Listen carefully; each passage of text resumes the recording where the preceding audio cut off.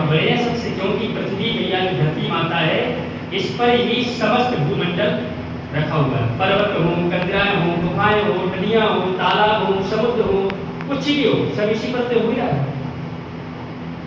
तो पृथ्वी को थोड़ा सा मन में हो गया कि मैं बड़ी, तो कवि ने कहा अच्छा अगर तू बड़ी है तो फिर शेष नाग पर क्यों खड़ी?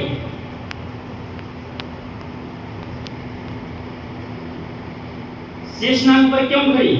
अब महाराज शेषनाग को भी थोड़ा सा हो गया, हो जाता कभी कभी थोड़ा सा। शेषनाग कहते रहे बाप सबसे बड़ा तो मैं ही बड़ा हूं। बोले क्यों? समस्त भूमंडल को मैं अपने 1000 फनों में से मात्र एक फन पर इसको विराजमान किया हूं, वो भी एक राई के तिल के, जो राई का जो दाना होता है सरसों का, उसकी एक दाना के समान इस पृथ्वी को रखे है महाराज शेषनाग, इतने बलशाली है। तो कवि ने कहा अगर तू बड़ा है तो भगवान शिव जी के गले में क्यों पड़ा?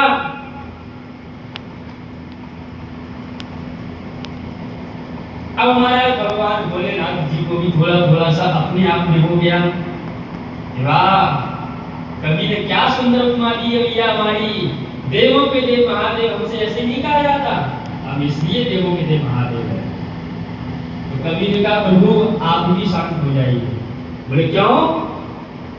भगवान शिव जी कहते मैं बड़ा, अगर महाराज आप बड़े हो तो कैलाश पर्वत पर क्यों खड़ा, क्यों खड़े?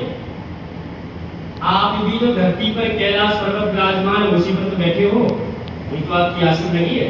कैलाश पर्वत है, जितने पर्वत हैं सब हमारी धरती पर ही विराजमान है, भूमंडल पर ही। कैलाश पर्वत पर क्यों खड़े?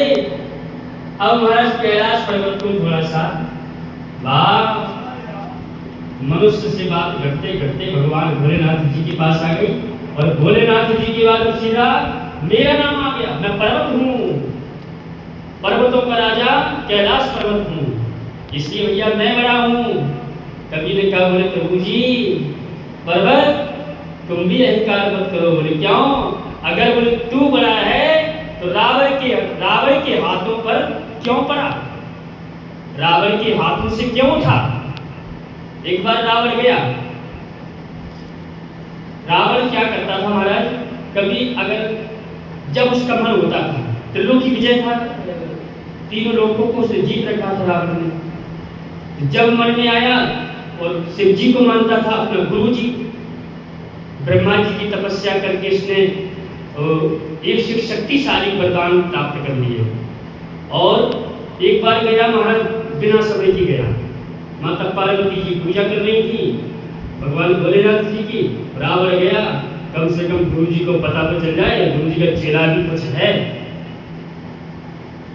गया महाराज दशानन, तो शिव जी समाधि में थे, उसने सोचा कि माता जी बहुत देर से पूजा कर रही है, गुरु जी की निद्रा नहीं खुल रही है। अब कैलाश पर्वत के तलहटी के नीचे गया और उठा दिया महाराज कैलाश पर्वत। ये कथा आती ना, जटागिरी गलत जल प्रवाह यपार तस्तरे गले बलम बलम पिता भुजंग तुम गमालिका, शिव तांडव स्तोत्र गाते हुए। अब जैसे कैलाश पर्वत उठाया तो कैलाश पर्वत हिला तो भगवान शिव जी की ध्यान भंग हो गया, और माता पार्वती जो बड़े भाव से भगवान की अपने स्वामी की पूजा कर रही थी, उनका भी ध्यान भटका। भाई कुछ चीज हट जाए या हिल जाए तो गड़बड़ हो जाता है।